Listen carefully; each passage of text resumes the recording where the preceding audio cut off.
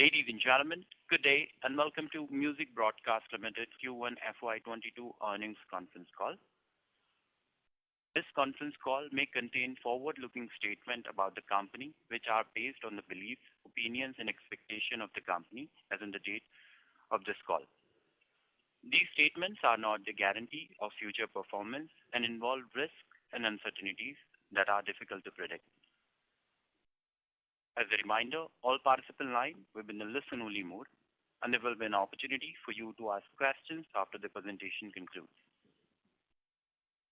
Should you need assistance during the conference call, please signal an operator by pressing star then 0 on your touchtone phone. Please note that this conference is being recorded. I now hand the conference over to Mr. Shailesh Gupta, Director from Music Broadcast Limited. Thank you, and over to you, Mr. Gupta. Thank you. Good afternoon, everyone, and thank you for joining the Q1 FY22 earnings call for Music Broadcast Limited. Joining me on this call is Mr. Arshit Kukan, CEO, Music Broadcast Limited, Mr. Jimmy Ojha, and SGA, our investor relation partner. I hope you and your family are safe and healthy in current times. As we have witnessed recovery quarter-on-quarter basis last year, the second wave of COVID-19 presented a new set of challenges with localized lockdowns. While the financial impact on operation was not as severe as last year, it certainly halted the momentum of recovery towards normalcy or even the possible capitalization of the growth prospects on offer in the industry. Radio has seen a rebound in volumes, with the industry garnering 67% growth in volume and a 26% growth in client counts. To give you a clearer picture, 2,400 plus clients advertised on radio in Q1, with 1,100 plus using radio as a mean of first time. The corresponding number for the company are even more impressive, with a 71% growth in volumes observed and maintaining the lion's share of 43% of total clients on radio choosing Radio City. Thus, even in challenging circumstances and a fast-changing landscape, the company has managed to outperform thanks to its employees, strong clientele, and avid listeners. Continuing the various initiatives that were planned and implemented throughout the last year has helped us sustain a strengthened and leadership position for yet another quarter, standing at 21% market share in the industry. Talking about the financial performance for the quarter, the revenue stood as 20.5 crores. It is higher by 43% year-on-year basis. The cost reduction measures adopted throughout the last year have yielded significant benefits, and some of them are expected to bear fruits even in the post-COVID period. In spite of loss during the quarter, company has able to add 6 crores in cash flow, taking our cash reserves to 242 crores. A strong balance sheet with ample reserves for testing times as the ones we just witnessed have always been in focus of the company. This gives us the confidence to brave any uncertainties that may or may not arise and also provide the resources to capitalize on the opportunities under deliberation and that may arise in the future. From a growth standpoint, to keep up with the times, Radio City has ramped up its digital solutions, providing our customer end-to-end omni-channel solutions for their product and services, raising the bar in terms of number and quality of service offering aimed at creative value for our customers and synergizing the efforts for maximum impact. Lastly, with regards to bonus issue of the non-convertible, non-cumulative performance share, SEBI has accorded its approval. We have filed the scheme with NCLT and are awaiting the final approval. We will promptly keep you posted with the developments in this regard. With this, I would request the moderator to open up the floor for question and answers. Thank you. Thank you very much. Ladies and gentlemen, we will now begin the question and answer session. Anyone who wishes to ask a question may press star and 1 on their touchtone telephone. If you wish to remove yourself from the question queue, you may please press star and 2. Participants are requested to use handset while asking a question. To ask a question, you may please press star and 1. Ladies and gentlemen, we will wait for a moment while the question queue assembles.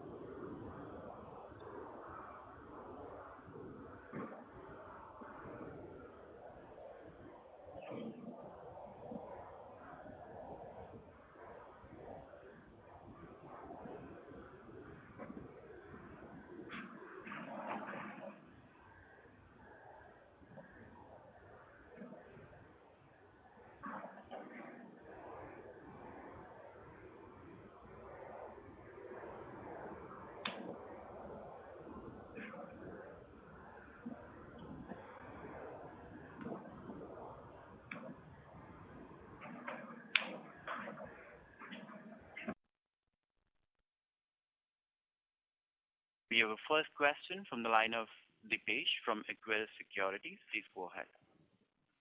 Yeah, hi sir. Thanks for taking my questions. So you mentioned in the PPT that the new revenue opportunities contributed 11 crore revenues for the first quarter, right? So can you please talk more about these new revenue opportunities? What are they and what was the contribution in Q1 last year, please?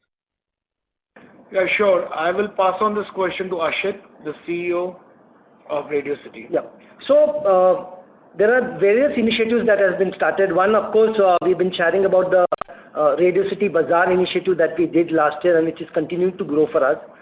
Keeping in mind that the local markets or the smaller markets were growing faster than the metro markets, we had started a lot of initiatives, local initiatives, which was both health related and of course information related as far as consumers are concerned, and that has taken a lot of advertisers taking their interest. So it's a combination of a lot of local initiatives, Radio City Bazaar's contribution, and as you know, we've also started initiating digital plus radio being the anchor for us. We have used digital as a catalyst to kind of get advertisers a mix of both the mediums and thereby increasing the probability of the brands being exposed to a larger set of consumers. So all these initiatives have really led us to the increase in revenues from the set of advertisers that we are talking about. Got it. So, but like 11 crore number this year, how much was last year from these initiatives? Last year it was 29 crore entire year, Dipesh. Okay, 29 crore entire year. Okay, got it. Right.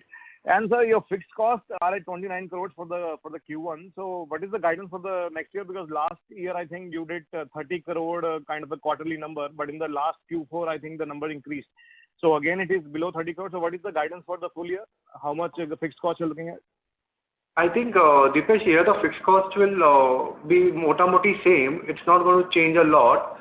Only cost which will increase would be the variable cost, which will keep on increasing based on the revenue, which will go up.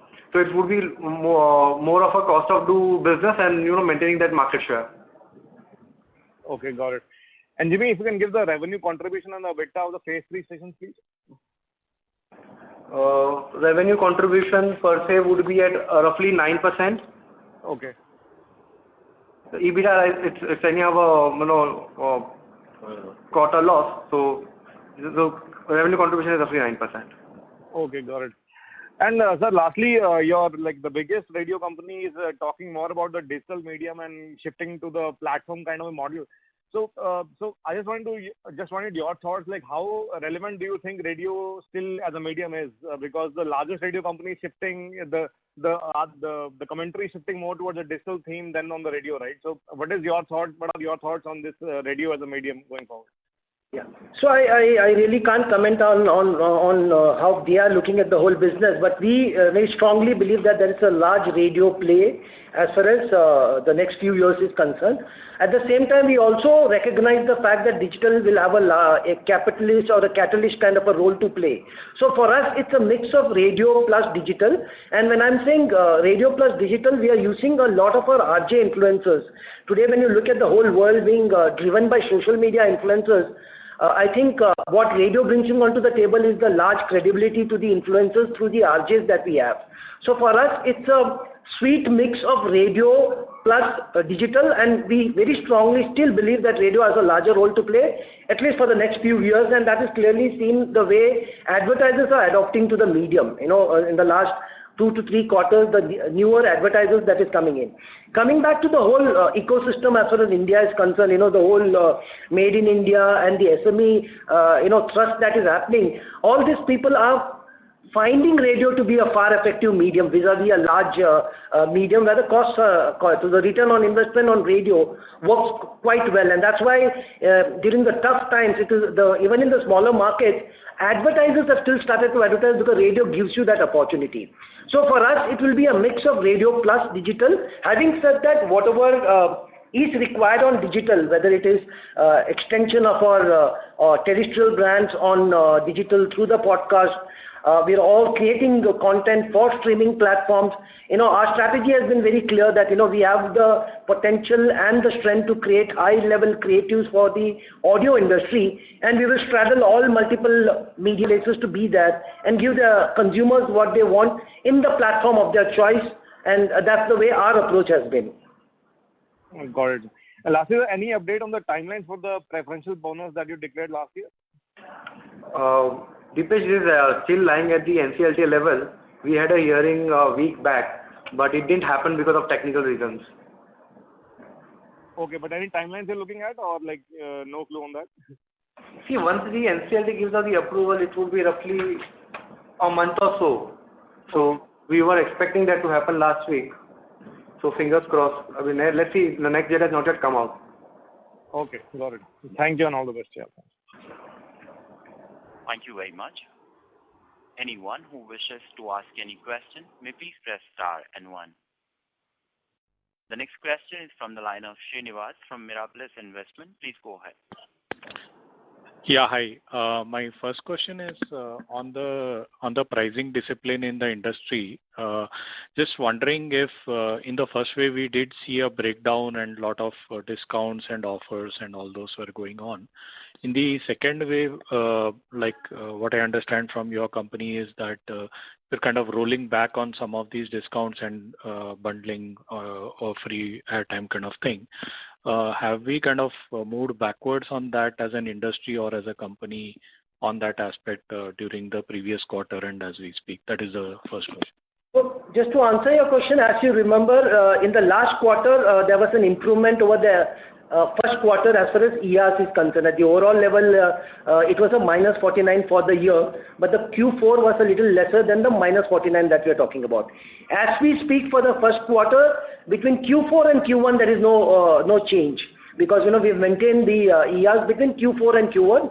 However, because if you remember last year, the Q1 ERs had dropped in the second half of Q1. So there is a marginal drop between Q1 of last year and Q1 of this year. There is a marginal drop of ERs this year.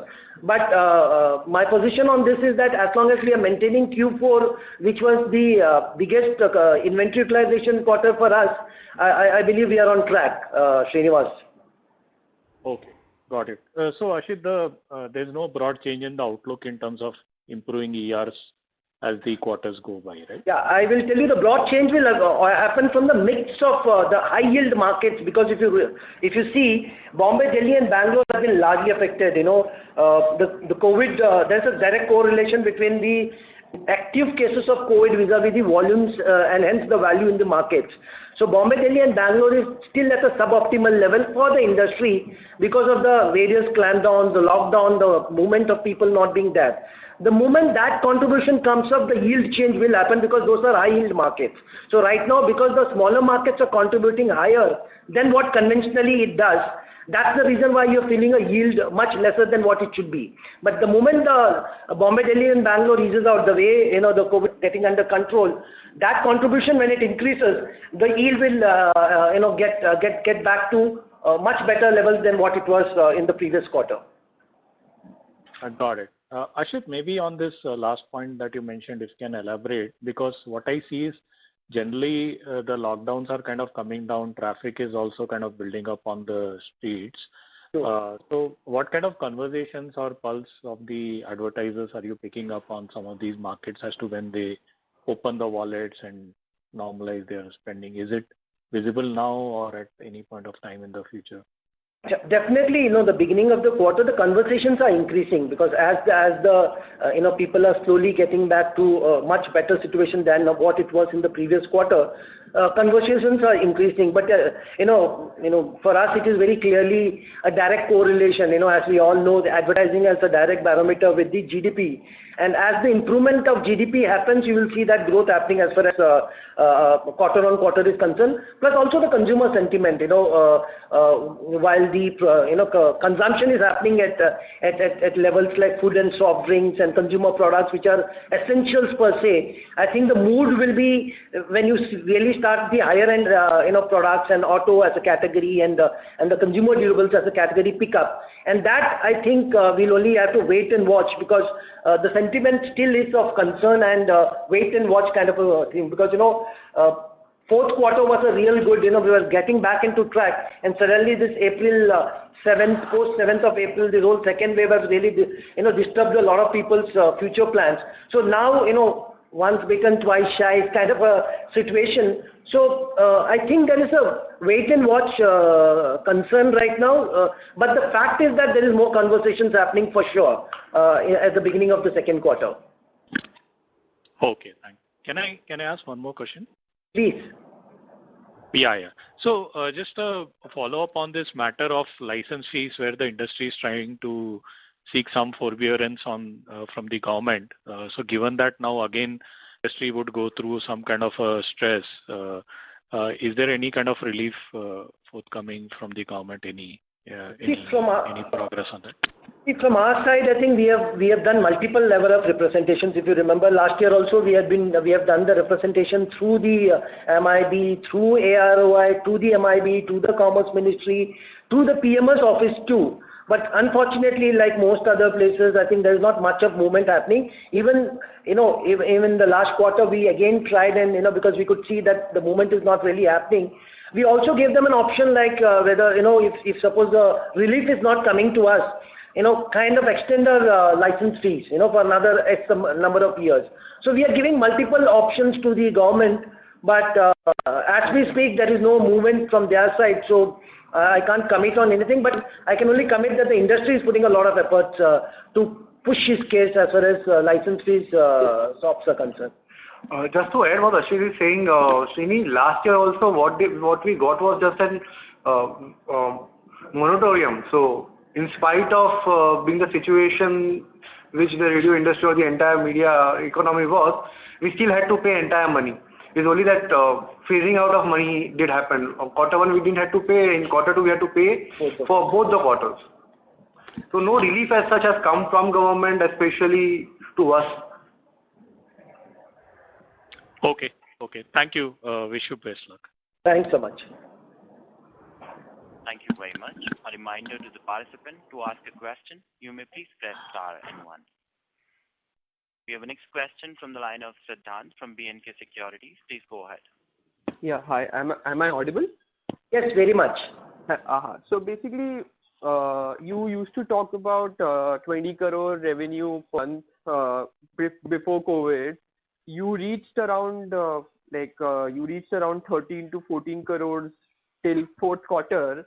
But then again, because of second wave, so how do you see the next 3 quarters? Do you see till the 20 crore revenue hit mark by the fourth quarter of this financial year, or you think that might come to till FY23 only? See, like I told you at the beginning in the last previous question also, we have a direct correlation of GDP playing a large role of advertising sentiments, not just for radio but across mediums. So our take on this is that we will do whatever that is required, and if the past is any trend to look at, our Q1 is better than Q1 of last year. So in that sense, if one has to just put a logic to it, we would believe that the exit of Q4 will be much better than the exit of Q4 last year. Beyond that, putting any pulse on the numbers, like I said, if you would have asked me the same question in April first week, I would have perhaps even gone ahead and given you a number, but the second wave has really put everything back, for us to question the way the things are going to move. So the mood from the current scheme of things seems to be positive, but time alone will tell, and that, like I said, will only depend on both the way the economy moves forward and the sentiments with the consumers and the advertisers going forward. Okay. So second part of the question is, can you give me the breakup of the new revenue and the existing stations? New revenue and the existing stations. New stations and existing stations. It is 11 CR all put together, so that we have not broken up into, because it goes, RO which comes gets allocated to most of the stations, so we have not allocated that way. It's 11 CR all put together. Okay. And it is not comparable, but because you ended fourth quarter around 425, 42 crores, 43 crores revenues. Correct. So do you expect the second quarter to be similar, or it is a bigger figure? Because I know the fourth quarter can't be compared, but just to get a trend is how the revenues are shaping up. Just wanted to know about that. Second quarter similar to the fourth quarter. So that's too early to What we can commit to you right now is that the second quarter will be far more than the first quarter. The way we are looking at it is that take a quarter at a time, do all that is required, keep your cost at the bare minimum, and if you know from a P&L perspective, last approximately 2 years around 40 to 50 crores of cost is what we have saved. So we are purely looking at the second quarter from a performance basis much higher than the first quarter, and hopefully in line with what we have demonstrated in the past. Okay. And any guidance? I know you have given some guidance on the cost earlier in the call, but generally speaking, any percentage you are any percentage of the cost which are permanent in nature, which you have taken in FY21, like as a percentage, or you can give me a number that compared to FY20, these costs are permanent in nature and it won't flow into FY22 or something like that?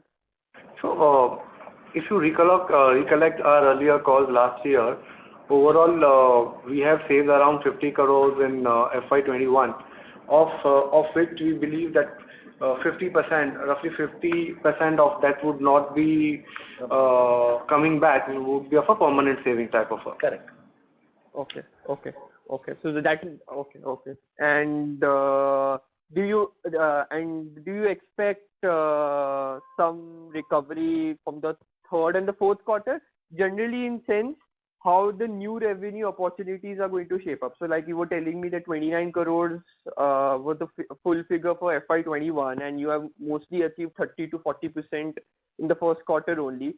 So, how do you see, because currently it's around 50% of your revenues, total revenues is the new revenue opportunities. So do you still see the figure being the same around 50%, or do you think that the revenue mix will change? So typically created business for us is around 20-23% of our values that we have. This quarter it may look as high as some 38%. But I think in an efficient mode of management, we will be around 20-25% of the overall revenue through the created part of the business, through our various endeavors and initiatives, which we believe is an efficient way of working towards organic business and the new business that we are talking about. Okay. Thank you so much. I'll come back. Thank you very much. Anyone who wishes to ask any question may please press star and 1. The next question is from the line of Mr. Jinesh Doshi from Prabhudas Lilladher. Please go ahead. Thanks for the opportunity. Sir, in the opening remarks, you mentioned that certain high-yield markets like Mumbai, Delhi and Bangalore are operating at suboptimal levels. So by when do you expect a recovery in these markets? And also, if you can share on a steady-state basis, what is the revenue contribution of these markets for us? See, I'll start with the volume, which is far more easily manageable from an industry perspective. Typically, you have the large markets contributing to close to about 28% of the volumes at a monthly level. That levels have come down to about 21%. A 7 to 8% improvement is the scope that we have as these markets now gets normalized. From the movement of people, COVID, cases coming down, and that will be the upside that you will see both from a revenue as well as volume concern. Back end contribution would be anywhere on a very superior yield levels was anywhere between a 40-45%, which will be currently at a 31% from a value perspective. So it will be 8 to 9% by volume, almost 14 to 15% of value differential that will happen when this gets normalized. Okay, sir. Fair enough. And that would evidently result into yields improving and revenue will come back, right? That is the broad assumption. Perfect. And so just one last bookkeeping question. I just wanted to know the inventory utilization figures for the 28 legacy stations and backend stations. So overall inventory utilization is as of now at 26% in quarter 1. Can you break it down between the legacy and batch? I think now it would be, earlier we used to look at legacy and Facey. Now Facey itself has been 4 to 5 years down operating. So let's look at 39 station all put together. Yeah, I'll just give you a sense. I'll just give you a sense, to add on to what Jimmy said. Typically, your large markets, Bombay, Delhi, Bangalore, and the next markets will be around on a normalized year 90 to 100% utilization level. The smaller set of markets have yet not matured to the level that the larger markets are. They would have, in a good year, would have been at 60%. Most of them are operating at 50% of their volume utilization at this point in time. Okay, sir. Thank you very much. Anyone who wishes to ask any question may please press star and 1. The next question is from the line of Gautami Desai from Chanakya Capital Services. Please go ahead. Thank you for the opportunity. I just want to ask a very basic question. Why don't FMCGs generally, advertise on radio? That's my first question. So, FMCGs have for years have been lured and, by the television industry. And the cream on it is that the television industry bends over backside to ensure that they get the kind of rates that is expected. So, with that thought, whatever in a situation where there is limitation of marketing funds, they believe that the television industry is giving them the rate and the threshold level of investment is having in that medium. Having said that, it's not that the FMCG industries are not using. In fact, currently, as we speak in this quarter, food and soft drinks is the number 1 category for radio also. But the magnitude of spends, given the largeness of the medium, is what making it look minuscule. But I think over the last 2 or 3 years, innovative way of getting them on board through radio and digital is something which the radio industry is trying, and we are getting some conversions out there. Okay, so could one reason be that because radio doesn't have a proper measurement system, as good as TV, and are you doing something about it? I mean, is something possible even to have meters in the cars or at homes or? Yeah. So to admit, measurability will be a challenge. But having said that, today I think the proof of the pudding for a lot of advertisers is when they do a specific activity and when they do a post-activity research, whether it is, specific brands have also done TOM, top of mind recall for the brands through a specific scheme of things that they have done. There are clear ways of showing, measurability with the kind of current situation and the cost involved continues to be a challenge.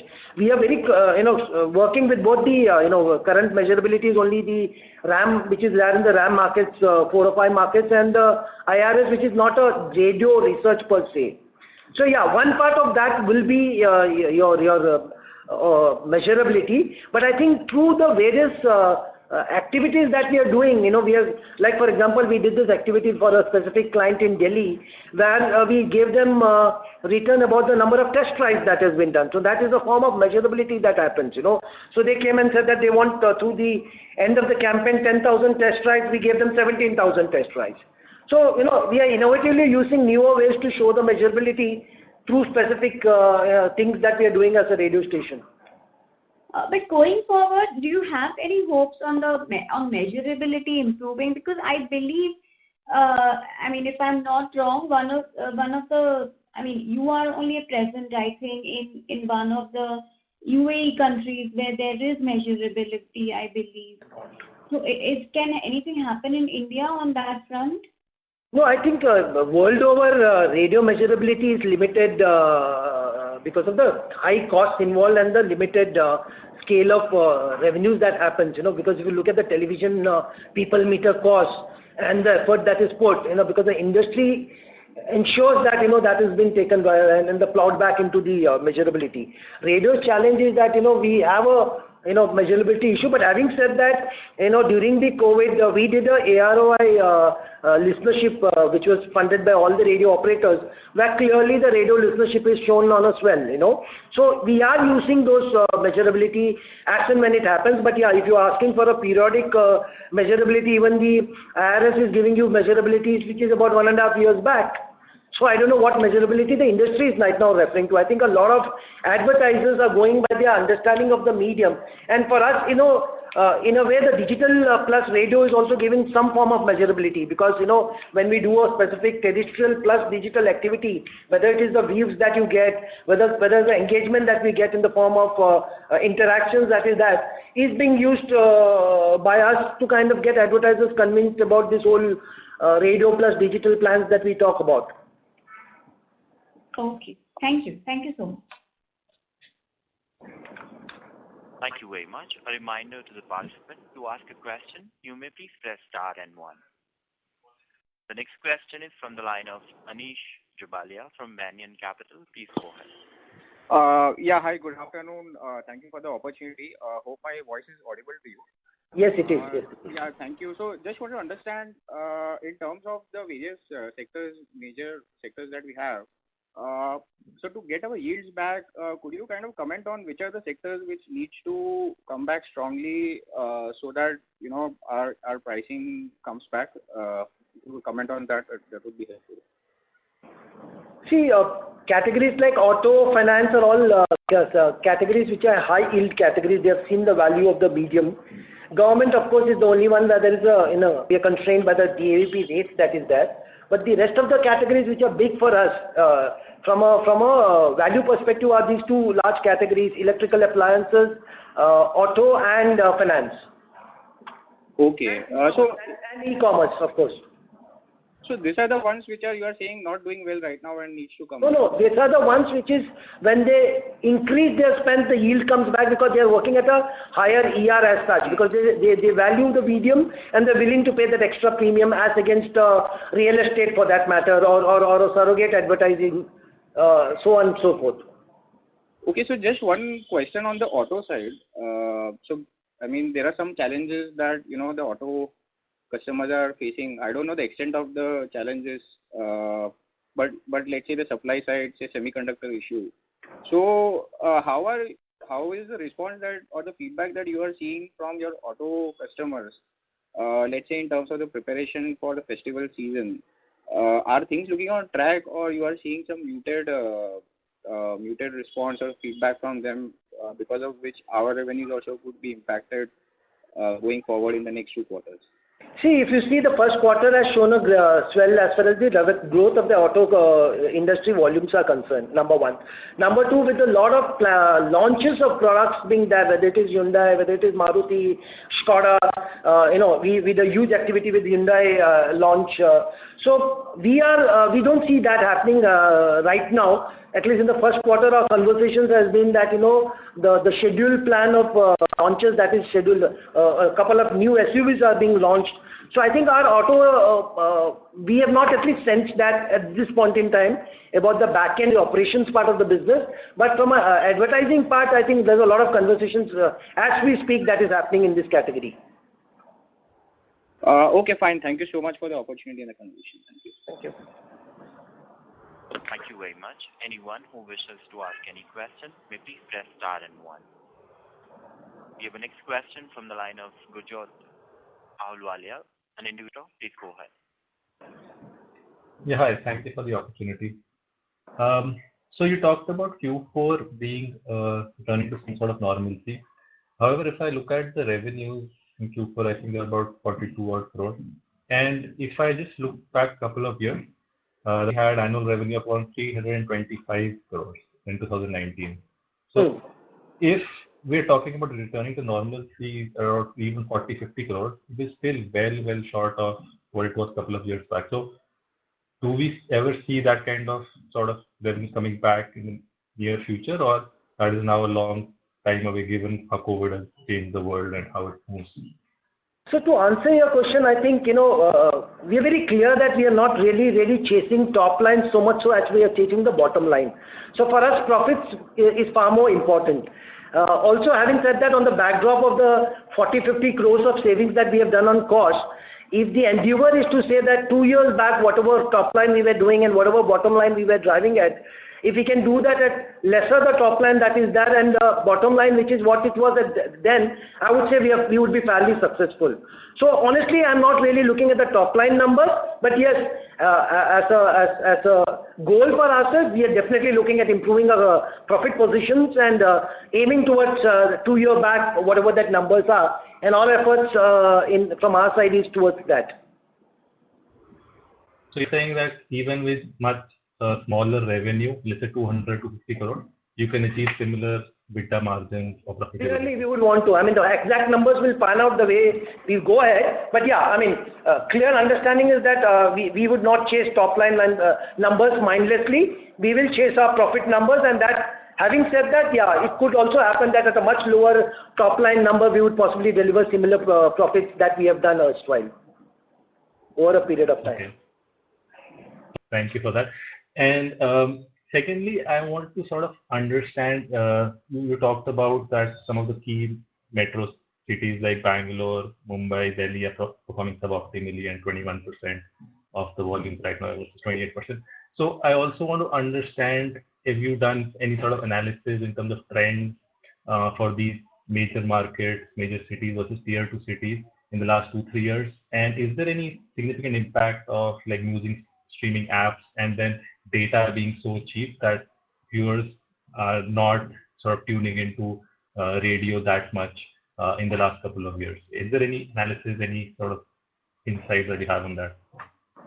So I'll just give you a different take on this. If you really look at, in 2000, consumer time spent was about 3 hours. That figure in 2010 reached to, it was 1 hour and it reached to 3 hours in 2010. In the beginning of 2020, that consumer time spent has moved to 9 hours. Yeah? Yes, COVID has added to that 9 hours.